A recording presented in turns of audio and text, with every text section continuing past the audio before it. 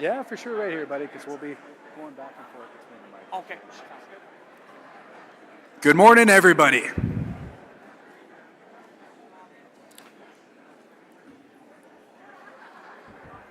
Right, shiny audience. Yeah.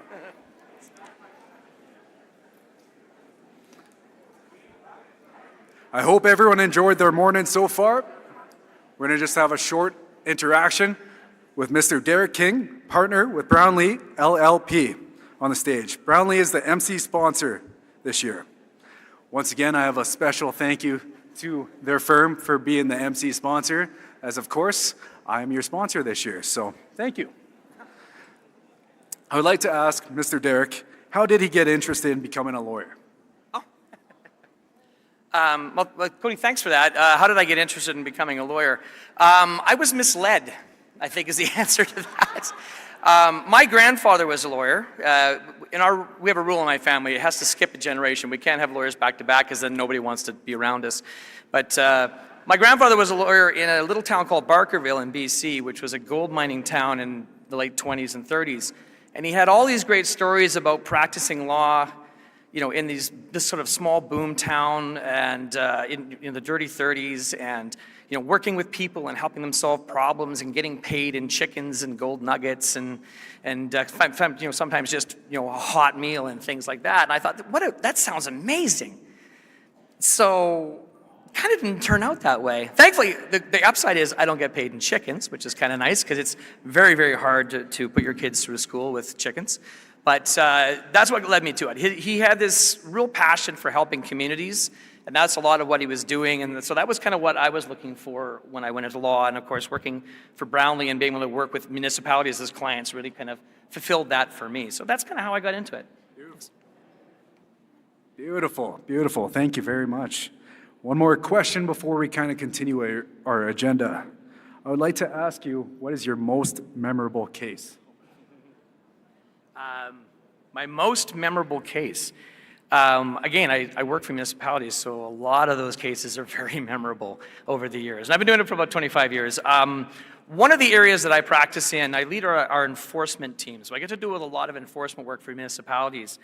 And that leads me to dealing with a really interesting group of people known as freemen on the land or sovereign citizens. And I'm sure some of you have had those in your communities. And they make some very interesting files. They like to send large volumes of documents to you that have been notarized and stamped and have little thumbprints and blood on them that have more Latin than I ever saw in law school on them. And then say, well, I sent that to you 6 months ago. Why are my taxes still in arrears? That document should have taken care of it. They think they're casting magic spells with law. So those tend to be some really creative and kind of challenging people that we deal with. And they always have a very tough time understanding that at the end of the day, municipalities actually have a lot of power and can actually take your property away and sell it and pay the taxes without you. So dealing with freemen and the sovereign citizens and some of the challenges that they create for municipalities have been some of the most memorable ones I have. The one currently that's the most memorable, I would say, or most challenging, and it's one that's I think still going is, as we've all discovered recently, it turns out you can just declare that you're the Queen of Canada, and as long as you buy an RV, I guess is how it goes. And you buy your RV, you declare yourself Queen of Canada, and people will believe you and follow you. So that one has been interesting. Probably not as much for me as the folks on the ground who've had to deal with it. And I think that one promises to be interesting into the future. So, and just for the record, I'm now declaring myself the sovereign of Regina. You're all here, you're my witnesses. So thank you, thanks. Thank you. Appreciate it, thank you very much.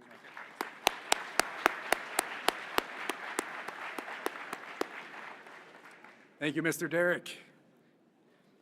Good morning, everyone. I hope you all enjoyed your break. Once again, kindly sponsored by MPE, a division of Englobe, and that you use the time to visit the 2024 Municipal Marketplace presented by Kinetic GPO.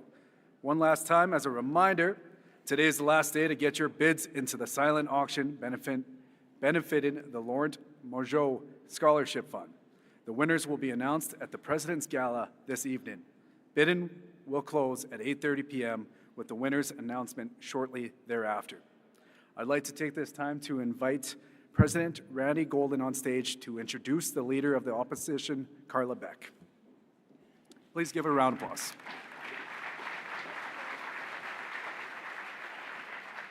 Well, I think it's time that we thanked our MC. How about that, Cody? He's doing an awesome job. Thank you, Cody. And folks, I just want to add to the reminder about the silent auction. I think everyone knows that my municipality is the city of Yorkton, and you know, I put together just an excellent package, folks, for the city of Yorkton, and there's 11 wonderful packages from communities across Canada, and I'm a little deflated. I don't have any bids on the city of Yorkton. So I'm going to have to tell my mayor we're going to have to either up our package or network more. So let's check out those silent auctions because there's some great opportunities to visit communities across Saskatchewan. So this morning, it is my privilege and my honor to introduce the Leader of Saskatchewan Official Opposition. And I really want to say thank you very much to the team because we have had continued engagement with your party and with your team.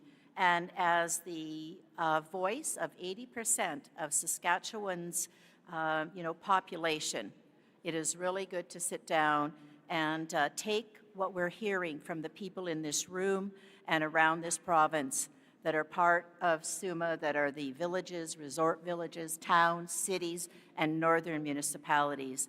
So ladies and gentlemen, SUMA delegates, I would like you to welcome, please, the Leader of the Official Opposition, Carla Beck.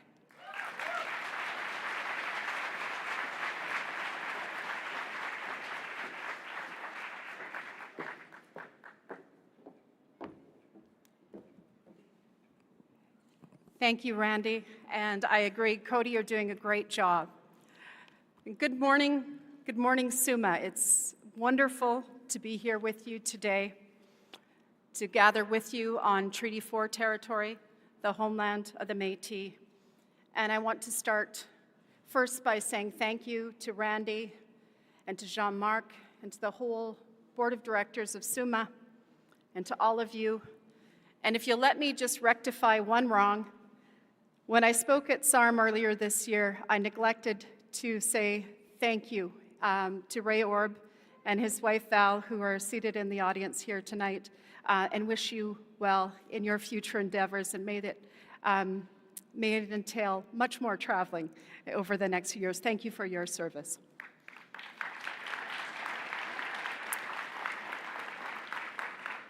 Now, I was going to introduce a whole team of MLAs here today, but I think that they cut out of caucus meeting early to be here. I'm going to get them all to stand up, this team of opposition MLAs here, and give a wave, and know that they want to hear very much from you, continue to hear from you. Please seek them out. And I want to make one introduction here, and that is one of our candidates who is also known to you as a councillor from La Ronge, Mr. Jordan McPhail, our candidate in Cumberland. I just wanted to have him give a wave and thank him for his service. Now, there's one member of our team who is not here at this very moment, but has been here for most of the convention, and that is Erica Ritchie, our municipalities critic and the critic for water security. I know she's had a chance to meet with many of you as she's been around the province doing outreach in every corner of the province, and I want to make sure that you do reach out to her because she very much wants to hear from you if she hasn't already. And this team, I want to say, and say from this stage, how incredibly proud, as you heard from Randy, how incredibly proud I am of the work that they are doing, making connections with people right across this province, and they'll all be sticking around. I believe that this team, and the few that we did leave back at the legislature, that this team represents the positive change and approach to politics and decision-making that a growing number of people across this province tell me that they're looking for. This is a team that is committed, not just in word, but in deed, to outreach and collaboration, and a team that knows that the only way that we can effectively tackle the challenges and opportunities ahead of us is by working alongside our municipal partners. We know that we are stronger together. And this is a team that's committed to building on those existing relationships, creating new ones, and truly listening to local voices. And we also understand that local leaders need to be meaningfully engaged in order to achieve the results that we all want for our hometowns. Now, you may have heard, you may have sensed that it's an election year. Certainly for us at the provincial level and for many of you here in the room today. So let me be straight and cut to the chase. As proud as I am of this team and the work that we've done from opposition, we are not in this for second place. Now, I also know that probably every leader of the opposition that has addressed this assembly has told you the same thing. And I'm under no illusions about the work that we have in front of us. But I am standing here with my feet firmly planted, committing that we will continue to build so that we can win the next election and deliver the change that this province needs. Now, we've got some momentum, but we are certainly not taking anything for granted, nor are we slowing down. You have our commitment to keep working every day to build those connections, to build the trust, and getting input from people across this province, and to continue to put forth common sense solutions. Now, whether I'm at the family bull sale or in other rooms where they maybe haven't seen an NDP MLA for a while, I'm hearing more and more that people are seeing how hard this team is working, how they're connecting, and how they're focused on the things that matter. The word impressive is something I hear a lot, and I believe that as well. Impressive leadership like we see here in this room. And I'm hearing from more and more people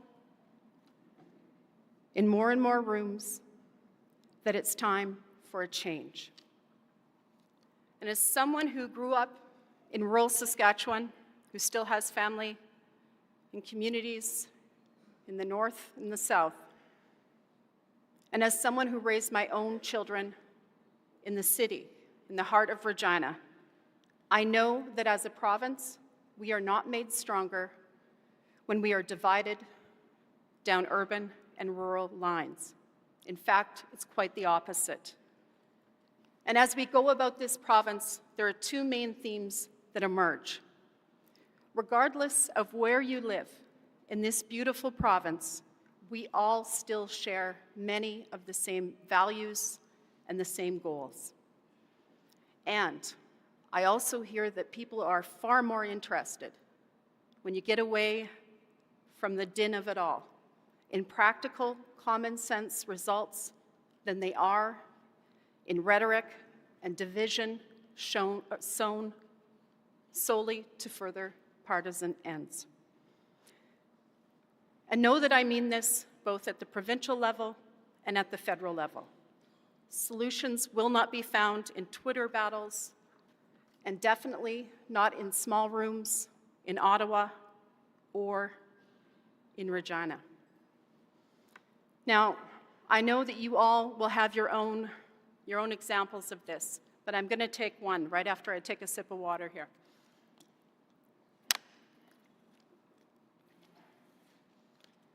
Let's look at the very real and long-standing concerns about the rising rates of crime and response rates. Concerns that have been put forth by SUMA and SARM, raised by the RCMP and municipalities for years. We've engaged in that advocacy with many of you in this room. I think going back to when I was first elected in 2016 might have been the first time. But what did we see as a response from the provincial government. We saw a surprise announcement in 2022 of a marshal service and a promise of $20 million, coincidentally what the RCMP was looking for, and a promise that it would be up and running by 2026, after the election. Now here we are, 2 years in, $14 million spent, and not a single pair of new boots on the ground, or a support worker, or anything to address the still rising rates of crime in your communities. Let me say this as plainly as I can. Dropping surprise legislation on what should be your major stakeholders and partners on Throne Speech Day or Budget Day is not acceptable. And then by billboard or PR campaign or closed-door meetings or veiled threats, working to get people on side is not good faith consultation. It does not show trust and respect that local leaders deserve and that you're due. And it certainly doesn't get us the results that we need.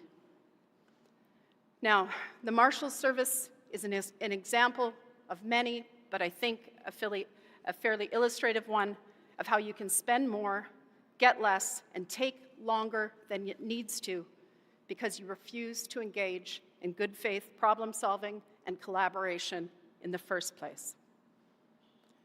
But sadly, this is just one example. I'll look briefly at education. Back to those values we all share. We all want our kids to be in school, getting the very best education that we can provide them. The extracurriculars too. We also understand the importance of local voice, of local school boards in education. And we also understand that teachers and frontline staff play a vital role in delivering that education that our kids and this province need. Now, as a former school board trustee, I understand the reluctance to put some of these items in the CBA, especially given that we have a government that failed to fully fund the teacher's contract back in 2019. But after a decade of devastating cuts and underfunding, decreased transparency, and encroachments on school board autonomy, for the Sask Party to now wrap themselves in the flag of board autonomy is more than a bit rich. We need a deal. We need them back at the table.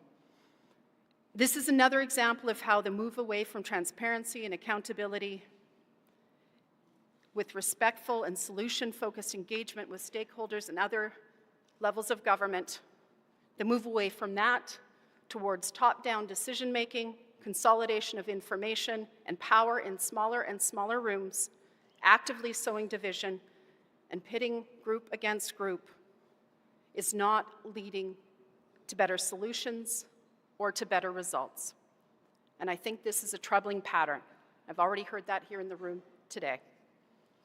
We see next door in Alberta, I think you know the bill I'm going to talk about, tabling a bill that blocks everyone in the province from getting federal funding unless it goes through the provincial government. Whether that's university or healthcare funding, no more federal funding, including to cities and municipalities, without the province's say-so. I understand that this is the latest attempt to stand up to Ottawa, but it could cost municipalities millions in infrastructure and other funding and block economic activity and cost jobs. And it shows, let me be clear about this, a total disrespect for local voices. I hope that the provincial government is not looking too closely at this bill. And I think we all, as leaders, regardless of political stripe, would do well to remember that this country and this province do not belong to any of us. We are called as leaders to make the best decisions based on the best information for those we serve, whether they vote for us or donate to us or not. Now, sometimes that happens at the provincial level and the federal level, but it's a lot harder for that to happen at the municipal level. Some of you know that my dad served as a counselor, an RM counselor for 30 years, and he always made sure to invite me to the SARM luncheon. He said, one of the best places to get the real pulse of this province. I mostly agree with him. This is also another one of those rooms to get the pulse of what's going on across this province. And I also learned in rooms like these that transparency, trust, and civility still mean something to people in Saskatchewan. And that can surely include a good face-to-face heated debate over things that really matter. These are the keys to serving well. And I also know that the only way to build real trust in politics is to say the same thing in every room. I suspect that you'll hear the Premier talk about it, so I want you to hear it from my lips. Let me be clear. I stand against Ottawa's carbon tax, something I've made clear time and time again in the legislature and in Ottawa.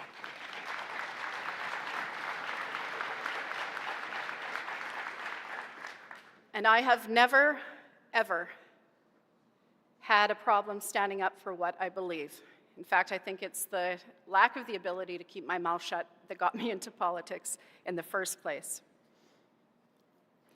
And let me also say this, because the Premier sometimes leaves this out when he's telling this story. When it comes to the carve-out of heating fuel, we were the ones who put forth the motion in the first place, opposing the federal carve-out for heating oil for home heating, while keeping the tax on those who use other forms. We did so because it did not pass a fairness test that people expect of their leaders, and especially not at a time when people right across the country are struggling to pay their bills. But at the same time, we also oppose all of the ways that the provincial government is making life more expensive. And I will always speak out against policies that hurt Saskatchewan people. I do not care who is promoting them. But unlike the current Premier, I will also insist to be at the table and willing to find solutions that benefit Saskatchewan people, regardless of who's on the other side.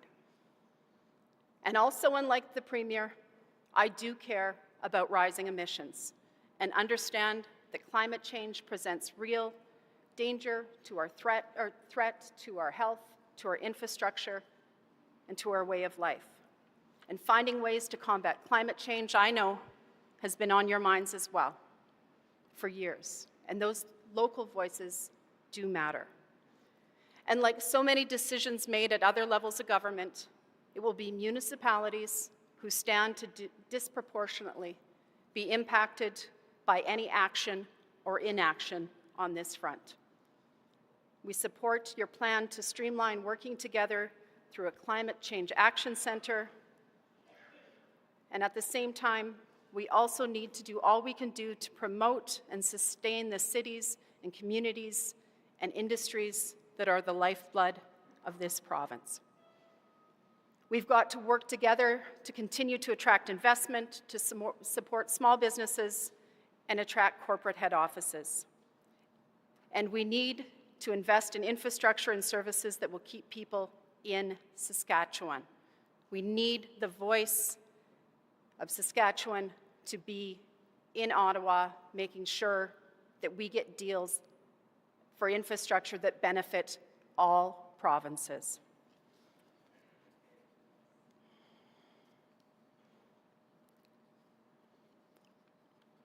I want to thank you for your direct and constructive advocacy on this front, and we are happy to lend our voices. And speaking of effective advocacy, the importance of predictable funding, municipal revenue sharing, we understand the importance and how long you fought for that. Now, I know the Premier's not shy to remind you of the money that comes your way, and that's fair enough.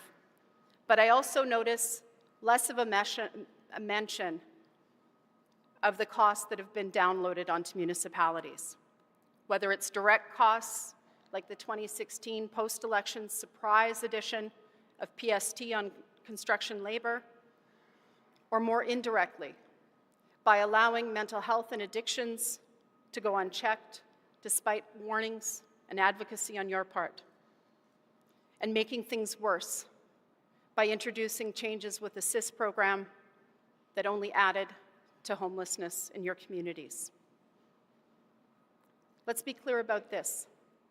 We need more jobs, not fewer, and we need safer communities for small businesses and the economy to thrive and survive. And these two issues are not unrelated. The fact is, for Saskatchewan people to do well and for our communities to do well, we need the economy to do well. So let's check some facts. Premier Scott Moe has the worst job creation record in the country before, during, and after the pandemic. They've balanced one budget in the last 10 years, 9 deficits and counting, and tripled the provincial debt. Now, I know my numbers are right. I've got Ron Stiles here, who's joined us, who fact checks all the time. But I also know that the real experts are in these rooms. And I can't answer this for you, but I want you to think about the answers to this at your table. Are people better off in your community than they were in 2018? Are families having an easier time paying their bills? Has our healthcare system gotten better? Do healthcare workers that you know feel more supported or more invited to be part of the solutions? Is it easier for people in your community, your loved ones, to access primary care? Has our education system improved? Are you more confident in your kids' or your grandkids' ability to build a life and raise their family here at home? If you answered no to any of these, I don't need a show of hands. Just know that you are not alone. And I am not up here. I'm a realist. I'm not up here to tell you that I can wave a magic wand and make everything better, because I can't. But I do know that there are solutions to be found. And there is opportunity waiting in every corner of this province. I see it every day. And I can commit to you that this is a team that will do the work, reaching out, making those connections, and focused on getting the basics right. Practical ways of lowering costs, healthcare when you need it, and making the investments needed to ensure we have real connectivity across this province. Now, friends, it's 2024, and broadband, access to internet, is not a luxury, it's a necessity.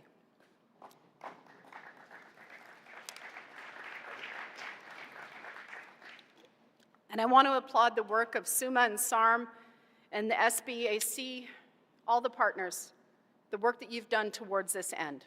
And I think this is an example of the collaboration and fresh thinking and working backwards from the goal towards getting it done that we need to see more of. But I also want to say in Saskatchewan, we are uniquely positioned to be able to make this a reality in Saskatchewan. And if it was a priority for this government, we would be further along than we are right now. In the same light that I see rural electrification in the last century, this new project of ensuring every community, every person in this province has broadband access is and must be a priority. We will continue to put forth practical solutions built with leaders and stakeholders like those in this room. And we'll look for better ideas wherever they may be. I look to the left and the right of us on the political or on the geographical map in Alberta and Manitoba, and I see that they've taken off the fuel tax, something that this government could do today to save people 15 cents a litre, something that's desperately needed. We continue to call for that. We've also called for prioritizing Saskatchewan companies and workers to do work here in Saskatchewan when we're using public dollars. Common sense solutions designed to keep the benefits here at home for those good jobs and those paychecks. And we will continue to focus on common sense solutions in healthcare built with local voices and frontline professionals. Solutions so that no one in this province, no woman in this province, ever has to again drive to Calgary to get a mammogram. Now, the Grow Your Own plan, I know it'll be familiar to those in this room, to get healthcare workers, including nurse practitioners, into your communities is a good idea, one built with voices in this room, and one that our health critic, Vicki Mowat, has been promoting for years. We've also called alongside the nurses for a nursing or a healthcare task force. A very reasonable request that they've been asking for years to address the critical need to retain healthcare workers in addition to recruiting them. And we will continue to work towards a provincial housing program that works with all levels of government but makes sense for Saskatchewan, and we will reverse changes to the SIS program that have made a very bad situation worse in so many ways.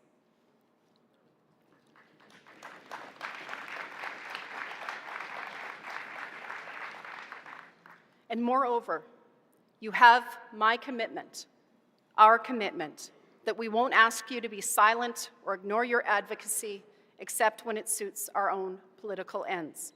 We understand that the path forward to that opportunity that we all want, it resides in including all voices.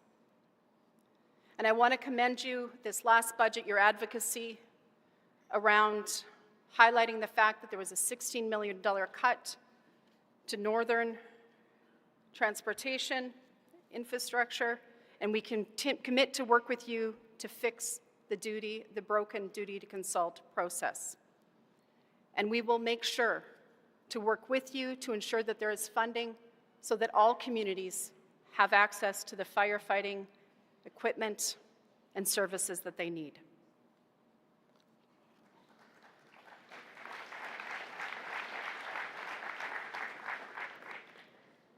I think I've probably taken more than my time. I want to just say, commend the organizers for the theme of this year's convention: refresh, renew, and refocus. Something that we can all use sometimes. And it really is a wonderful theme for a spring convention. I was recently up on the hill at Lebret and saw the first crocus, always a hopeful sign. But sometimes a quick lick of paint or a new slogan or new headshots, they aren't enough. Sometimes, let's say, when a government has grown entitled to its entitlements, a little out of touch, they forget who they work for. And when that happens, it is indeed time for a change, a fresh new focus, if you will. A focus on empowering local voices and a belief that government is actually about getting things done for people.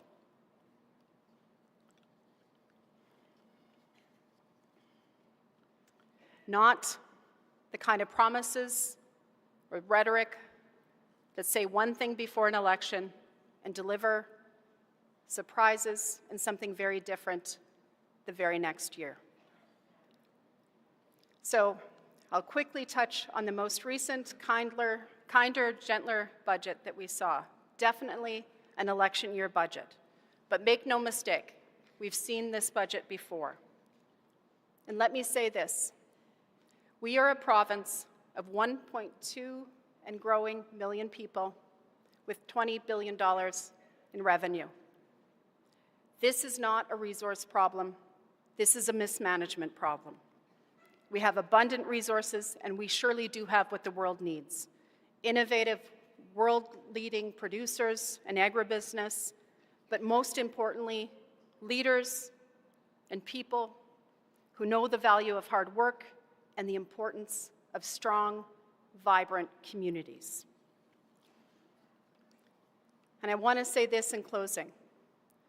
Whether your family has roots on this land going back centuries or decades, or whether you're new to our province and our country, everyone has a place and has pride in this beautiful province that we all call home. And Saskatchewan does have a beautiful story to tell. But this is not just a story about our past. It's also a story about our future, about what we could build when we work together. My team and I want to say thank you sincerely to Suma and all of you for your advocacy and your service to your community. And we continue to welcome every chance to work with you for the people we ultimately all serve in this province. I do believe that Saskatchewan's best days are ahead of us. And by working together, we can build that bright future that we all want for our communities, for our kids, and for our grandkids. And I cannot wait to continue to get out there and make it happen. Have a wonderful convention. Thank you very much.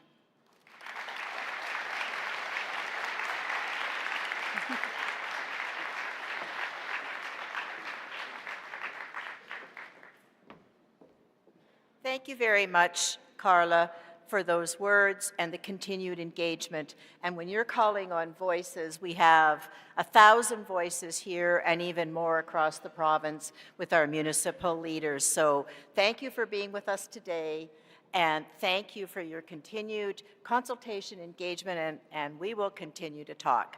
Big hand for Carla Beck, Leader of the Opposition.